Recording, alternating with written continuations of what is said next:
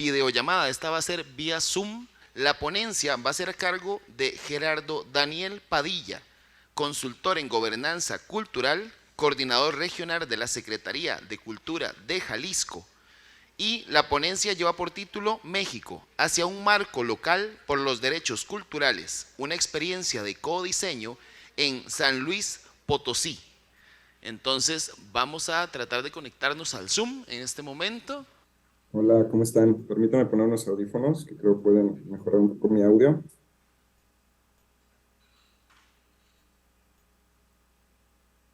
¿Qué tal a todas y a todos? ¿Me escuchan por allá?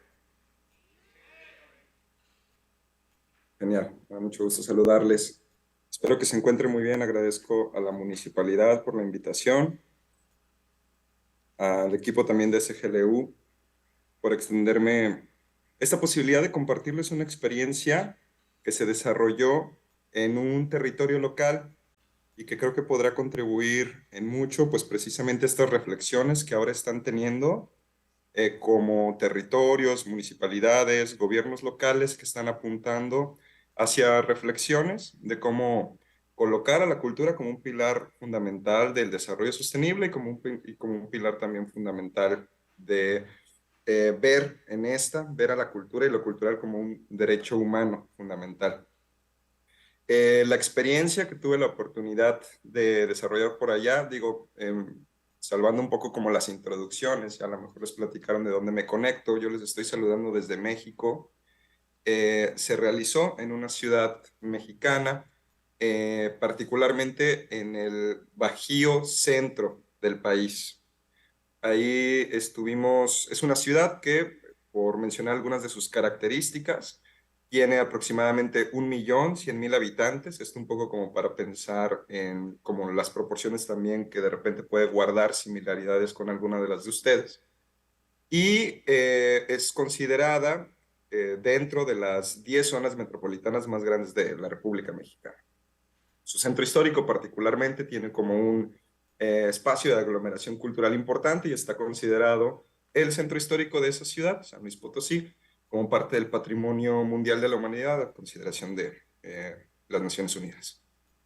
A lo largo de 3 años estuvimos trabajando en un proceso que nos permitiera desarrollar al menos dos secuencias de trabajo. Una, generar una política pública para garantizar el derecho de las personas a la cultura. Y dos, generar un marco, ya no tanto orientativo para el gobierno de cómo garantizarlo, sino un marco en el cual las personas pudieran agenciárselo, pudieran usarlo, pudieran utilizarlo para reclamar esos derechos, hacerlos valer y exigirlos, ¿no? Entonces, el propósito de ese marco de garantías culturales fue orientativo para los gobiernos respecto a cómo hacerlo, respecto a cómo producir política pública, pero también es un documento ciudadano que ha permitido que sectores de la sociedad que no son estrictamente públicos se lo vayan a agenciar. Y bueno, para ese proceso yo tuve la oportunidad de fungir como secretario técnico. Esta iniciativa de cooperación se llama UNESCO San Luis, que es la que tendré la oportunidad de presentárselas el día de hoy. Yo soy Gerardo Padilla, soy consultor en gobernanza cultural y colaborador constante con las oficinas de la UNESCO, del Programa de Agricultura Viva y promotor de la Agenda 21 de la Cultura, un profundo convencido de el trabajo de lo local, del municipalismo y del movimiento municipalista como eslabón importantísimo para garantizar los derechos culturales. ¿Por qué? Porque, mi ver, es en las ciudades, por quizás dos razones primordiales: por la arquitectura municipal, por la arquitectura institucional de nuestros gobiernos, ¿no? Que están prácticamente a la responsabilidad de garantizar la dotación de bienes, servicios, generación de políticas públicas de proximidad, en donde es muy posible, es muy factible garantizar los derechos humanos de las personas, uno. Y dos, porque es precisamente gracias al equipamiento, al espacio público, a lo que, digamos, sobre lo que la ciudad tiene tutela, en donde se reúnen las personas, en donde las personas se reúnen a pasar el tiempo, a convivir, etcétera. Entonces, en donde es, digamos, un escenario propicio para garantizar estos derechos.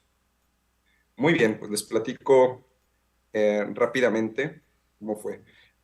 Cierto, creo que el anfitrión, si tienen la oportunidad, si no les sigo conversando por aquí, me tiene que hacer administrador para compartir pantallas. Tendremos la oportunidad, por ahí, disculpa Daniela, de que pueda realizarse. ¿Qué hicimos en esta municipalidad, en San Luis Potosí? ¿Qué fue este marco de derechos culturales?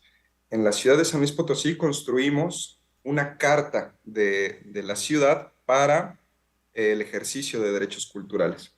Esta carta o la posibilidad de generar estos documentos es, de hecho, si bien podemos generar o hacer una identificación de múltiples formas de construir este tipo de herramientas, por ejemplo, la Carta de la Ciudad de México por el Derecho a la Ciudad o otras múltiples cartas que han tenido otras lógicas de producción, a mí me gusta al menos pensarlas como que de hecho son una gran recomendación del CGLU, de la Comisión de Cultura del CGLU, sobre cómo una ciudad puede dar un paso, quizá un paso de avanzada, para caminar esta búsqueda por garantizar los derechos culturales en las ciudades.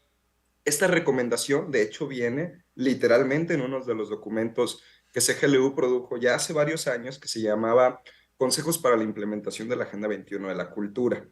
Al menos venían un par de herramientas importantes, ¿no? Que siempre valdría la pena considerar. Una de ellas era, por ejemplo, que se generara un plan municipal de largo aliento, ¿no? De largo alcance, un plan municipal en materia de cultura. Otro era que se generara una organismo para la gobernanza cultural, un organismo de participación ciudadana en materia de cultura. Y otro, que fue el que nosotros, digamos, de ahí bebimos, es la recomendación de generar un marco de garantías para el ejercicio de derechos culturales, una carta de la ciudad para los derechos culturales, que sigue más o menos el mismo camino que, por ejemplo, una convención, ¿no? Se piensa entre múltiples partes y suscribe una serie de derechos al que las personas que habitan un territorio o lo visitan van a tener garantizado, estén allí, ¿vale? Además de que había y de que ya hay múltiples experiencias respecto a la construcción de cartas. Barcelona, una de las primeras en 2002.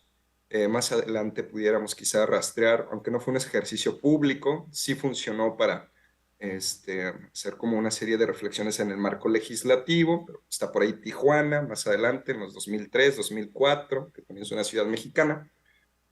Luego, otra ciudad en México, esa sí la produjo en 2015, incluso llegó a ser vinculante esa carta, en el gobierno de Mérida, en México también. Posteriormente, la municipalidad una municipalidad en Ecuador, eh, no es en Quito, no recuerdo ahora el nombre, pero también tienen su Carta de Derechos Culturales. Luego San Luis Potosí, Roma, que es una de las producciones más recientes del CGLU, un documento rector de análisis, que seguramente tendrán la oportunidad de revisar por allá. Niterói, más recientemente, Niterói, que es una ciudad conurbada de Río de Janeiro, Brasil, entre otras que han también secuenciado este tipo de labores. Bueno, en San Luis Potosí generamos esta herramienta a través, primero, yo les pondría tres grandes pilares, porque también quiero economizar un poco la presentación respecto a cómo fue construida, para limitarme quizá a hablar de las tres grandes vertientes con las que se construyó. Uno, cooperación internacional, cooperación multilateral. Dos, participación ciudadana. Y tres, procesamiento técnico, un procesamiento de corte jurídico. El primero, el de la cooperación internacional, me parece que de hecho fue algo en que en propio San Luis Potosí aprendimos y que hoy tengo la oportunidad de compartírselos. El ejercicio de cooperar en materia de cultura con instancias internacionales y con otros organismos, no necesariamente políticos o públicos, sino también civiles y de otras esferas. A veces se piensa o a veces nos puede como deslumbrar el pensar que eso de la cooperación solo es como materia de los gobiernos subnacionales, federales o del orden nacional. Acá un gobierno local, un gobierno municipal se apalancó de una estrategia de cooperación para poder lograr este objetivo. Entonces, la cooperación internacional, incluso yo creo que desde los territorios municipales debemos hasta verla como un derecho que los territorios municipales tenemos, ¿no? Apalancarnos de la cooperación para lograr nuestras metas. Dos, la participación ciudadana, en el caso de la Carta de San Luis Potosí, pues fue prácticamente el pilar de su construcción. Y tres, el procesamiento técnico, que ya más adelante se los platiqué. Pero les puedo adelantar lo siguiente. Dado que hubo una gran cantidad de personas participando en torno a imaginar lo que esta carta debía de decir, lo que este marco de garantías culturales debía de decir, se generó una gran cantidad de información empírica. Mucha información, resultado de consultas, de ejercicios participativos, de mesas de trabajo, de foros, etcétera, que tenían que ser procesadas a través de un lenguaje que le diera tránsito a todos esos datos empíricos, ¿no? Prácticamente pensémoslo así, que la opinión de una persona tuviera un tránsito que llevara a, uno, convertirlo en la declaración internacional y dos, convertirlo en un instrumento de ordenanza para la ciudad, en un instrumento reglamentario, normativo para la ciudad, ¿vale? Nuestro partenariado, partiendo del primer pilar, fueron las instancias que ven en pantalla, las oficinas de la UNESCO en México, que son hoy los principales impulsores de la herramienta en términos de su difusión, la Comisión Estatal de Derechos Humanos, la Oficina del Defensor del Pueblo, el programa Ibercultura Viva de la Secretaría General Iberoamericana, la comisión, perdón, la campaña por los ODS de Naciones Unidas, My World México, el Movimiento Global Resiliar, que fue un proceso que se instrumentó en el marco de la pandemia por UNESCO y por la CISAC, la Confederación Internacional de Autores y Compositores.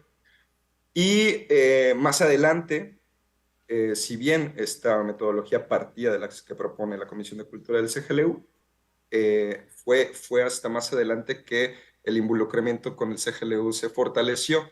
La carta tiene dos reconocimientos de buena práctica por la Comisión de Cultura del CGLU. El primero es su proceso de diseño, eso fue en 2020, y más atrás, en 2022, en el último premio de Cultura Ciudad de México CGLU, fue reconocida como una de las 50 mejores acciones en materia de derechos culturales en el mundo. Ya no el proceso, sino el documento derivó.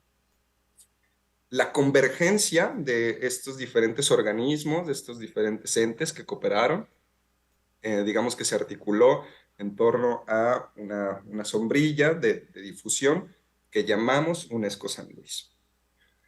La herramienta, pues ya se las decía, es una noción que viene directamente de las recomendaciones que CGLU hace a las distintas municipalidades en el mundo, de cómo trabajar, de cómo pensar en políticas serias que eh, operen en clave de derechos humanos, ¿bien? Otras múltiples ciudades que les platicaba ya tienen su herramienta. ¿Y cómo funcionan? Al menos a mí me gusta de repente pensarlas así en términos como territoriales. Sobre todo repasando esto que les decía, que son un poco como las grandes convenciones, ¿no? En materia de derechos humanos, pero para lo local. Si en el territorio, en los territorios, digamos, de la eh, Unión Internacional, ¿no? Tenemos una serie de garantías en materia de derechos culturales, sobre todo reflejados en la Declaración Universal, en el Pacto Internacional. En México, que fue el caso, tenemos además los derechos culturales garantizados en nuestro texto constitucional. Tenemos una Ley General de Cultura y Derechos Culturales. Luego, en un gobierno subnacional como San Luis Potosí, tenemos, que es este último, que parece como un perrito. Ahí tenemos una ley estatal de cultura, ¿no? Que garantiza derechos culturales. Y finalmente en el territorio capitalino, en el territorio el gobierno de proximidad, ahí es donde construimos la carta. Era justo la pieza que faltaba, garantizar a este nivel de proximidad, garantizar los derechos a ese nivel. El proceso, pues bueno, les platicaba que duró alrededor de 3 años. través de estos pilares de la cooperación multilateral. Aquí pongo un poco en qué momento sucedieron esos hitos, ¿no? En el que se fueron suscribiendo convenios, marcos de cooperación, de actuación conjunta. Y el siguiente, es uno de los más relevantes, que fue su proceso de diseño. ¿Cómo se pensó la carta? Se pensó de la mano de múltiples agentes culturales, ¿sale? Yo destacaría sobre todo quizá dos vertientes de participación. Una fue la que tuvo que ver con que agentes culturales, artistas, creadores, personas profesionales de la cultura, de las artes, trabajadores de las industrias creativas, de espacios culturales independientes, participaron a través de diferentes métodos en el proceso de ideación, y otro sector cultural que a lo mejor no se identificaba como profesional de la cultura, pero que sí tenía mucho que decir en materia cultural, ¿no? Y estoy pensando específicamente en 8 poblaciones, 8 demografías a las que consultamos a petición de la propia Comisión de Derechos Humanos, de la Defensoría del Pueblo, y que fueron niñas, niños y adolescentes, jóvenes, mujeres, pueblos originarios, migrantes, personas adultas mayores, personas de la comunidad LGBT, personas con discapacidad. Esas fueron las 8 poblaciones que se consultaron. La numeralia, en términos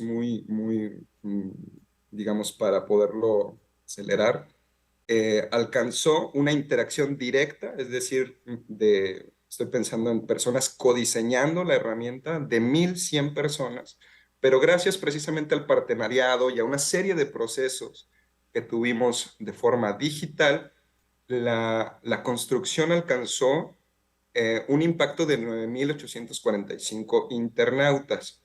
Quiero recordar que al menos un año y medio de este proceso se vivió en el contexto de la pandemia. Entonces, mucho tuvimos, seguramente también atravesaron por ello, que pensar en cómo trabajar a través de las nuevas plataformas, las digitalidades, formas de colaboración sincrónica, pero también asincrónica, en fin, una serie de procesos que tuvimos también que ir aprendiendo, ideando y posibilitando plataformas para que la gente pudiera interactuar. Y en esa interacción se alcanzaron estos impactos.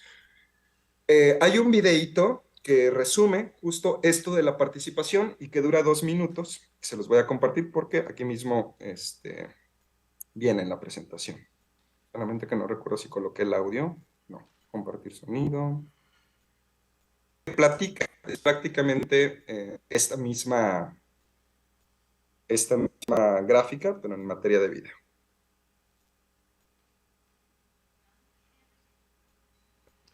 Bueno, le agradecemos mucho a Gerardo por su participación. Tuvimos este pequeño inconveniente con el internet y el Zoom,